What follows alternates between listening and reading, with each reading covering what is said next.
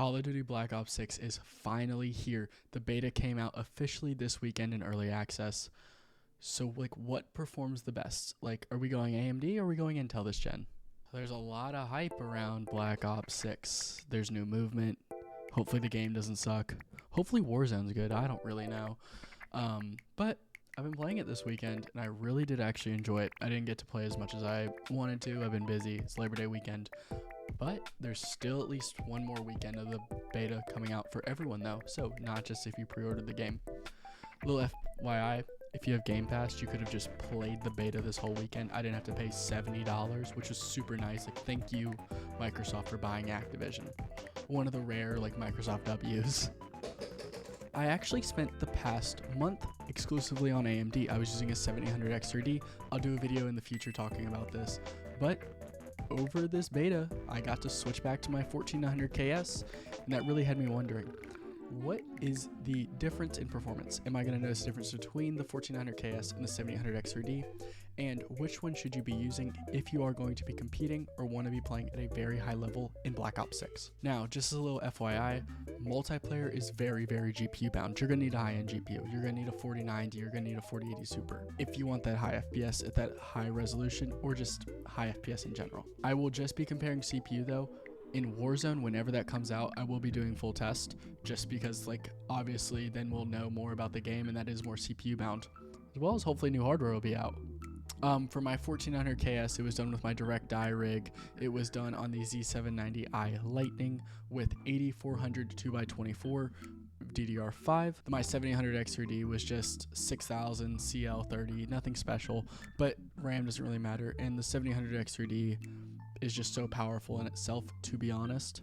Not perfect, but it's still very powerful. My monitor, I've done a review on it. It's the LG dual mode display, which means it can do both 4K 240Hz and 1080p 480Hz. So my goal when playing games is to be hitting those refresh rates at those different resolutions. So I will be testing in both 4K and at 1080p for you guys today. No 1440p, go big or go home. To be honest though, 1440p is typically about the average between the two. So if you are on 1440p, that is kind of what you can expect. Also, these are just done in the training course because this is the only repeatable kind of scenario I could get for you guys. I wish I could do more testing. I will probably revisit this video once Black Ops 6 officially does release very, very soon. But for right now, this is the best I could do. So make sure that you hit that like button down below and subscribe so that you guys can be ready whenever the full game does release. So let's get into it and let's see what really is going on in COD versus the 7800 X3D and the 14900 KS. Starting right here in 4K, this is going to be insanely GPU bound, which means that there really isn't going to be that much of a difference. But still, when looking at the FPS, the 1400 KS is absolutely destroying it, especially in that average FPS. The lows are actually still much higher than AMD. That's kind of AMD's kind of Achilles heel. It's kind of well known, but they're still pretty close. Also, if you're looking at the actual frequency on the 1400 KS, some weird BIOS issue I was having. I flashed the BIOS, I set 5.9, it was downclocking, but this is actually what performed the best. I don't really understand it. I'm not gonna ask any questions. The FPS is looking better. It's beating AMD. That's all I could ask. By about 10 FPS in the lows too, pretty good. And obviously this is pretty not a massive high FPS. Now let's look at 1080p. I have no real explanation at all for what is going on right here in 1080p. The 7800 X3D is destroying the 1400 KS. I don't understand why. I think there might be some bug in the game. I retested with actually Modern Warfare 3 and my FPS numbers were about the same in game with the two. But for some reason in Black Ops 6, I keep getting this weird issue. Maybe this is a bug that they can address. Maybe it's a skill issue, which I highly doubt. I kind of know what I'm doing. But there definitely might be some issues going on with this game. This is why it's in beta. So which one am I actually going to recommend?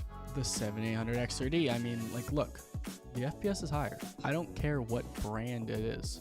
Whichever one's performing better is the one I'm going to recommend. I think the training course does fit in the 7800 X3D's cache though, which is kind of what's allowing this really high FPS. But I don't know if it's going to stay like this. Wait until final release. If you're thinking about upgrading, just wait until the end of the year. There's going to be new hardware coming out. There's going to be new X3D chips, new Intel chips. Maybe this will all change. If you're in 4K though, just get like a decent CPU. You don't need a decent CPU, so you need a good GPU.